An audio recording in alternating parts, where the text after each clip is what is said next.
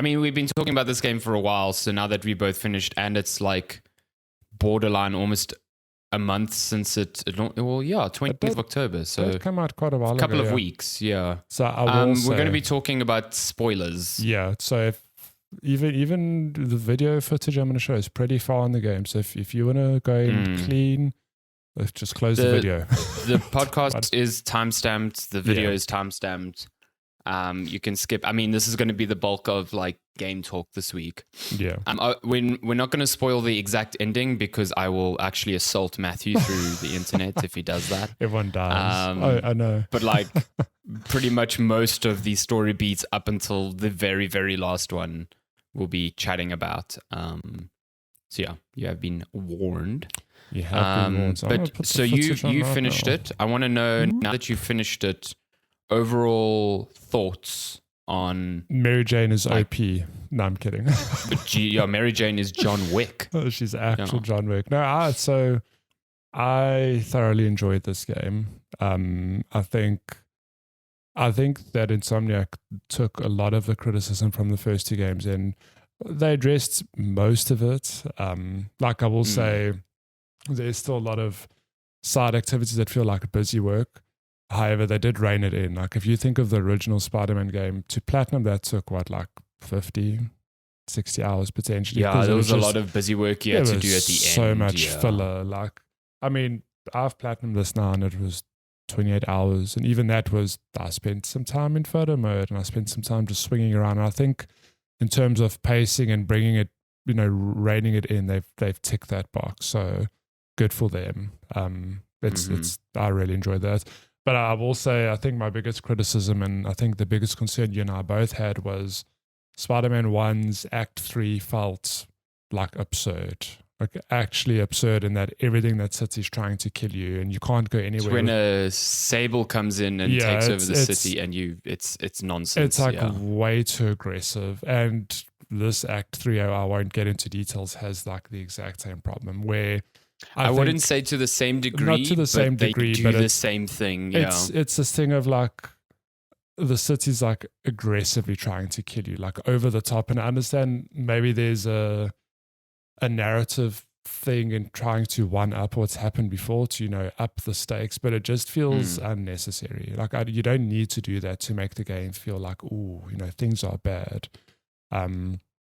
But it makes a bit less sense this time around, though, in terms of like how the city is functioning. Yeah, while this is happening, because you hear like J.J. Jameson and is it Danica? You have the podcast, and they're talking about like what's happening, and you're like, if this was actually happening, there would be no one on the streets. People would just evacuate. Yeah, exactly. So it's a bit of a weird disconnect. You swing around, and then it's like people stuck in their car, and I'm like, no one would be driving around. What's happening? People are just still walking around like casually, and I'm like, this would not happen. I don't understand. That to me is just like my biggest criticism of. I know they're trying to one up what's happened before. It just you don't need to do that. Like for narrative purposes, we understand what the stakes are. You can just tell the story, and I think that's enough. All that said, I do think I did thoroughly enjoy playing this game. I think the balance of Peter and Miles was very good. Like I also had concerns of, not concerns really, but how do they balance it? Will I spend more time playing Miles? Will I spend more time playing Peter?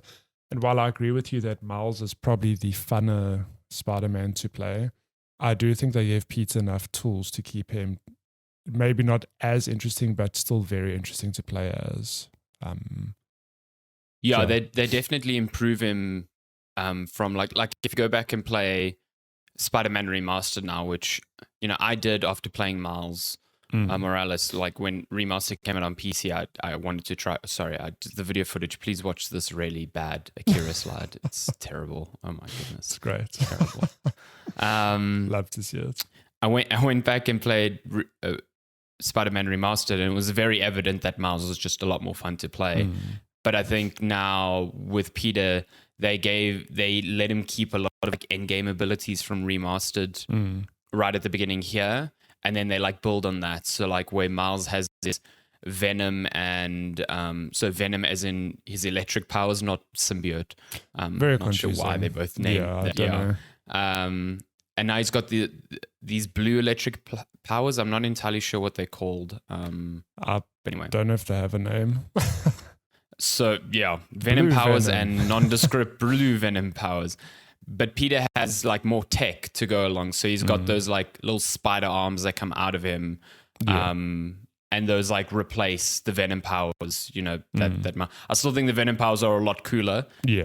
But in actual practice, they both serve the same purpose. They both have like a launching attack or a crowd control attack or a single damage attack. So Peter's just as fun to play as Miles. I just think Miles is visually flashier, which is always fun. But they definitely dialed up. Like I think one of my favorite things from the Miles standalone game was you could immediately tell how they swung around like completely differently. Where Peter was not stiff, but Miles you could see was just more. Miles is more like emotive. Just more emotive and more stylistic, I guess. But they've definitely done the same thing for Peter here, where he's also got now his own signature way of swinging around. I mean, Peter can do tricks now as well. That was specifically a Miles thing. I particularly love the one trick of Peter's where if you diving from a high building, and I think you press like back and square, he just like turns around and starts solving a Rubik's Cube, which is the biggest flex I've ever seen in my life. Like, I think and Miles, if you fall long enough, he actually solves it, which is quite fun. Surprised there's no trophy. There's no trophy for that. There should be a trophy for that. Yeah. When it happened to me, I was waiting for something to pop because I thought that was quite a cool thing. Yeah. But you're right. They're having a lot more fun with both of them, and I think they learned a lot from like the playful nature of Miles, and I think it maybe ties into the story that Miles and Peter have been working together for some time now. So I think they're influencing each other. Like Miles is definitely learning from Peter, but Peter is understanding different things about like how to be Spider-Man from Miles.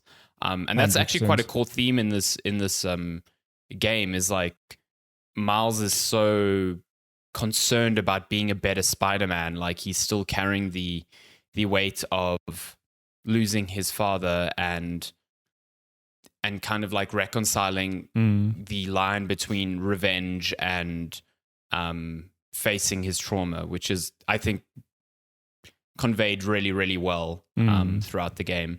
And then like contrast that with a Spider-Man whose mentor kind of like loses his way and Miles trying to figure that out. I think those little story beats, like they conveyed really well and they're done extremely well. And I think Miles specifically shines in a lot of those moments. Yeah.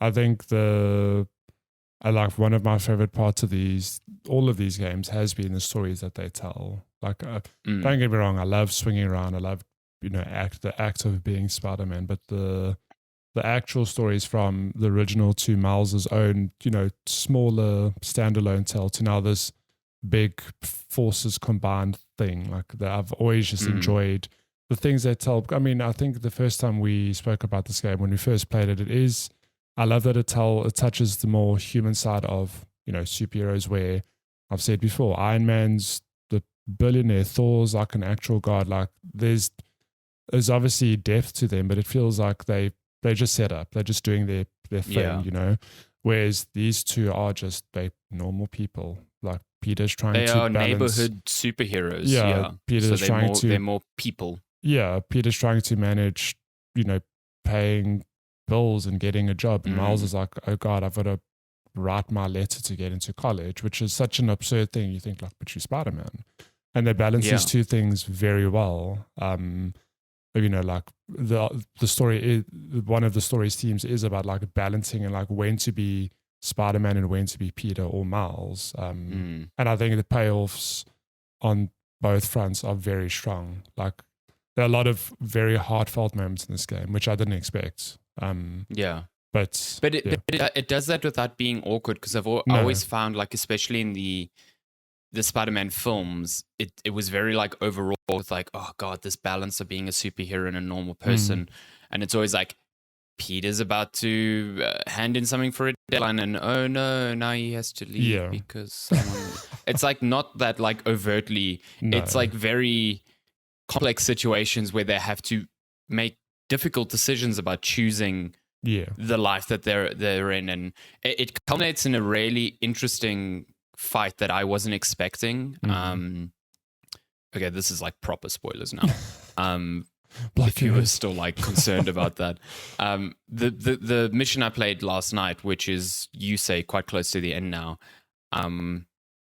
Venom basically infects Mary Jane with the symbiote, and she turns into Scream, which was super cool. And then there's this very extended fight between her and Peter, where the symbiote brings out her frustrations about living with Peter and having to deal with his superhero life, like the number of times Mary Jane had to compromise on her future and her wants and her dreams because it had bills to pay, which Peter couldn't, do because like he couldn't hold a job because he's busy running around as this costumed superhero. So she, throughout this game has to work for J. Jonah Jameson and write bullshit like news stories and stuff like that. And all of that comes to a head in this fight where she's like, actually, this is unfair. I'm being treated incredibly poorly, and like I'm sick and tired of having to live this life, you know. And it's something I've never seen like explored. Maybe in the comics they do, but Mary Jane taking that stance, and Peter kind of like coming to this realization that his life choices aren't just about like his compromises; it's about the people around him as well. It was really cool. I just thought it was a very, very cool story moment that came out of nowhere. I think it's interesting because I also wonder now, like I finish a game, no spoilers, but like what's next? I know who, I have an idea of, who the next big bad person is going to be. And there are some little seeds planted that you can kind of figure what they're going to do. But in terms of actual expanding the gameplay, I don't know how. Yeah, that's a good question. This. Yeah, I mean, we've seen again, no spoilers, but I think the director, whose name I cannot remember, said that Brian Inthar. Like the third game would be the Avengers Endgame moments for this franchise. Like it's that big of a scale. I think, like, correct me if I'm wrong, that is more or less what he said. This bodega cat costume just fucking kills me. It's so inappropriate for these serious. It ruins everything, but in the best. Miles is busy chilling and Craven's looking at him, and this cat's like fucking booping your head. Like, come on. Sorry, continue. Every time I see it's just so funny. The moments I shared a tweet of I think it was like the moment in the river where you're being chased by a lizard, and I had the bodega cat. You're under the water, and the costume just still has the bodega cat like out there playing. But there's one moment where the camera pans, and the bodega cat comes out. It's like covering half the screen. Since then, I was like, I cannot unequip this costume. And he's like swiping at the little robot bird in the air, which is so fun. It's too good. But yes, sorry, you were talking about. I was saying, I don't know, like, I think this is the thing I always take my hats off to devs, like, if they pull it off. So, like, a good example is we had Star Wars Jedi earlier this year, where it started with Fallen Order, and then we had Survivor. Yeah. And one of my biggest concerns with a sequel game is often, we're going to have that trope of, oh no, you've lost your abilities. And if you don't do that, you go, well, okay, you have to let players keep their abilities, but somehow expand them. And Jedi Survivor does exactly that. You have basically all your abilities and they expand them in very interesting and cool ways. And I have sort of that concern, where I think they could balance it out where you're two different spider people. Miles gets new abilities. Peter has his fancy new arm tech. But for a third game, I'm like, where do you go? What do you do? I'd like, again, in this sequel, they made the playground bigger and not aggressively so. There's like an adjacent neighborhood you can explore, but then for the third game, do they just go even bigger? I just don't know. I almost feel that we'll have the same concerns we had going into the sequel, where we were worried it would be more samey. And I think on that, like, it kind of is more samey, but there's enough that makes it different. At no point did I go like, oh, I'm playing Spider-Man 1 here. I felt like while there are similar beats and mechanics, it still felt fresh and fun to play. I just don't know where they go from here. Not that that's a important thing about I agree with you. I agree with you, but I do think like I share that concern because I felt even this one was like I know you said it had a lot new, and it does, like the new areas, the new way to traverse, like the web wings are just, I go back and play Miles Morales or Spider-Man Remastered without that. Like it feels wrong now to not have that ability. But you know, the open world, the way you get around it, the structure of the game is very similar. And that's not particularly a negative to me, but I think if it's done a third time, that is where like you can excuse it a second time because there's enough new stuff on the periphery that makes up for it. But I don't know how they build upon this. And I think these are the questions they're asking themselves. Like this is a very difficult problem to solve, and you know that's why sequels are challenging. So I think they started off with an incredibly strong base, which isn't usually the case. You know, a lot of the times the first game in the series is quite often the weakest, and it's the second one which really finds like its footing. And then the third one just has to iterate slightly on that second one. This one, they nailed it from the get-go. Yeah. So to get to the third one and for it to still feel as novel will be challenging. But yeah, I don't know.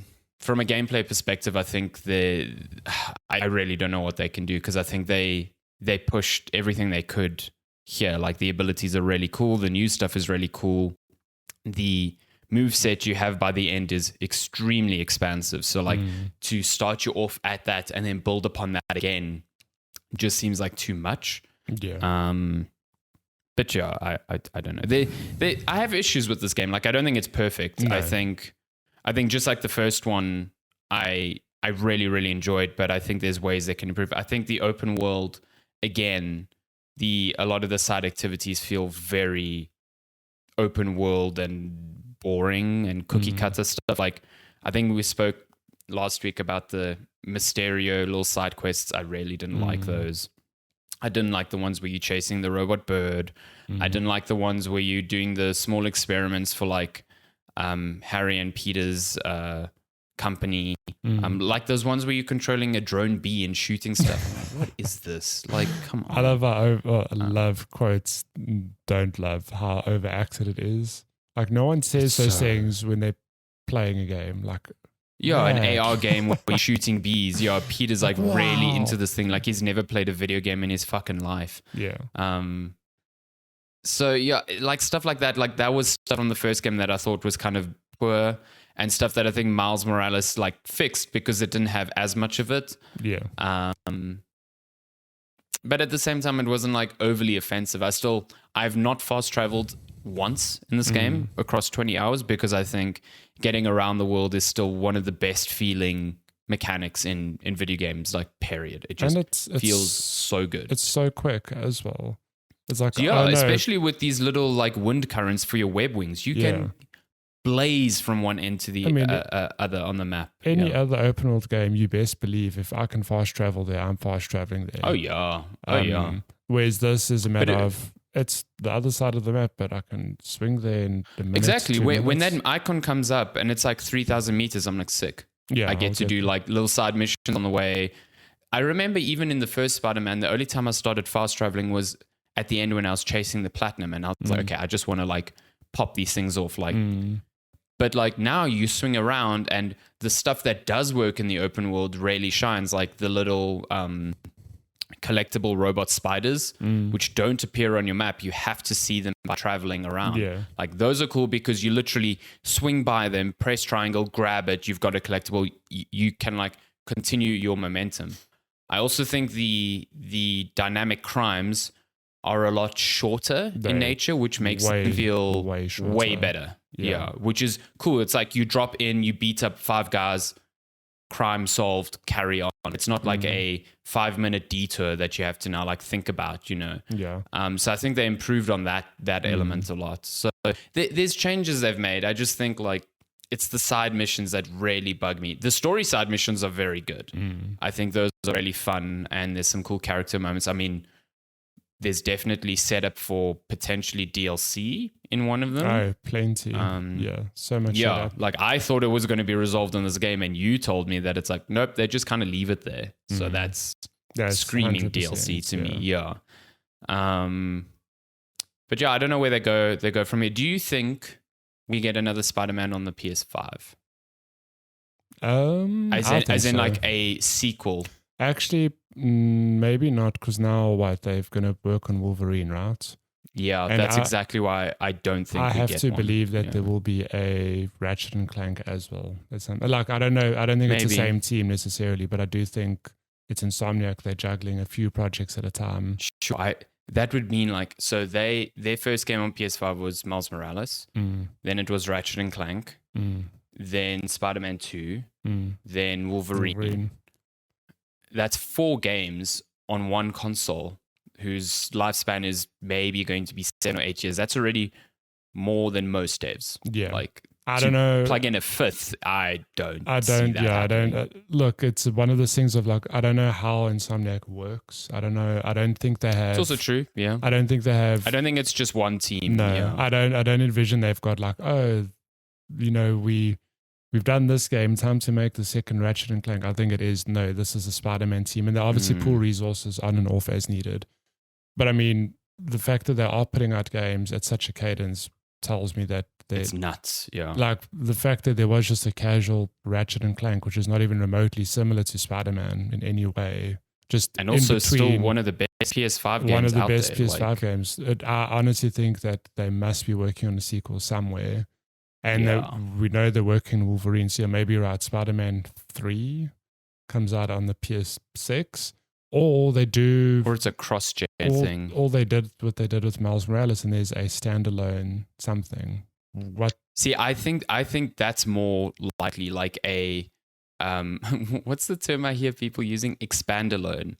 So it's like an expansion that's standalone or whatever. Amazing. And I think we had news a few weeks ago. I can't recall which studio, which developer. It might have actually been Insomniac being like, yeah, this is going to become more common. Like because it's just easier to make these smaller games in between bigger sequels as opposed to like jumping straight into a sequel. And you saw that with Naughty Dog. They did The Lost Legacy. We got Miles Morales. So like I for sure see, like, if that's the route they want to go, they use like an expandalone to kind of set the stage further for a Spider-Man 3, which is maybe then on, a new console, maybe 1 or 2 years into the PS6 cycle. I mean, think about it. Spider-Man 1 came out 2017. So that was 6 years ago. It's a long time. I think in 6 years from now, we are, knocking on the door of 2030. Like that's new console territory. There's no way we're on PS5 by then. That's it. The fact that Spider-Man 1 came out only 6 years ago, it's wild. It is a PS4 game, which blows my mind. PS4 only game at the time, crazy. Which is Spider-Man 2, good time. I thoroughly enjoyed it. I think that's very good. It's very good. I think, like, frustrations aside, it's still a AAA first-party Sony title, which we know for the most part is like you're going to have a good time. The bar's very high, and I feel that they've reached that bar. And I feel grateful that we're in an era of a Spider-Man game that is this good after decades of absolute shit. I can tell you, me would be thrilled knowing that one day there would be really good open world Spider-Man games to play. Because it's still top tier. Yeah, really, really good. Quickly, what are your 3 best suits? The Bodega suit has to be. Oh, of course. I mean, I could have guessed that one. I don't know. There's the one that they both have a version of suit where they have a cape. It just I don't know the name of that one. I don't know what it's referencing, really or if it's just a standalone. It's like the Iraq Knight, and I don't know what Miles' one is called, but yeah, I know exactly what you're talking about. Spider-Man with the cape just looks really cool. I don't know why it's never been done. Maybe it has been done before, and I just haven't seen it. But it's never been seen to me. When you pair them both with the capes and you see them, standing like back to back, running around. Oh, damn. Powerful. Real good. Absolutely powerful. And I think I don't know where, but I just love the nods to the OG Spider-Man movies, like the old Tobey movies. You got the like suit, very webbed suits. and you've got the actual Venom suit from it's Spider-Man a good one. 3. I enjoyed that one. That's great. A lot of nods. These games really show off how bad the Spider-Man suits were in the Andrew Garfield era. They look terrible, just terrible. Yeah, but these designers had a lot of fun with all these suit variations. Yeah. Good God. It's a lot of cool suits. I do agree with you. I wish there was a bit more lore background on each of the suits just to like give they don't tell you reference to this suit comes from this or that. Even then it'll just be like a playful, like it'll be named something and I just look at it and say, well, it's reference. I know it's linking to this franchise, but I don't know what specifically in that franchise because it's got like some other name. Yeah, like, exactly. Cool. I so I haven't unlocked all of them yet.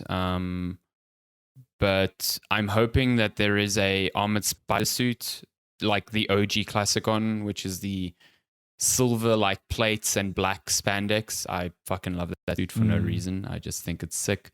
But of the ones that I do have, I really like the story Venom suit or the symbiote suit because of how it changes over time, like so subtly. It, like, firstly, it looks like it's living. It looks like an alien.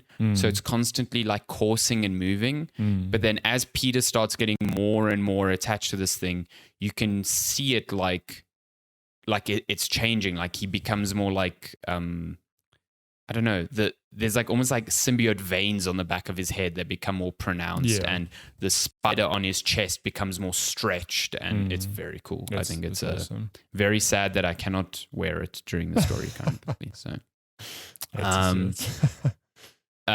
on Miles' side, I really like the what's it called now?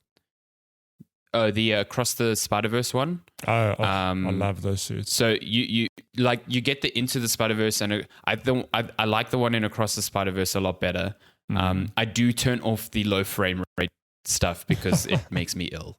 Like it actually makes me feel sick. I left it on and I got used to it. I played for a good chunk. God, no, I can't. I really can't. In the first game, I did get used to it. I was like, oh, this is pretty novel. But now, I don't know if it's the speed of the swinging is faster. But boy, that like weird choppy frame rate on them.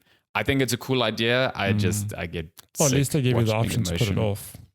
Yeah, exactly. I'm very happy about that. So it looks very out of place in the story missions, but I don't give a shit.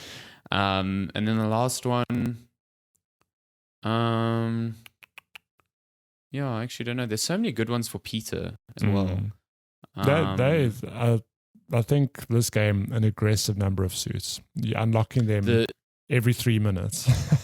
The Superior Spider-Man suit is very good from the comics. Like it just looks very, very nice. And it's cool that it's got the little thing on your back where the little metal arms now actually protrude from, which is neat. So yeah, quite enjoy that one. It's a good game.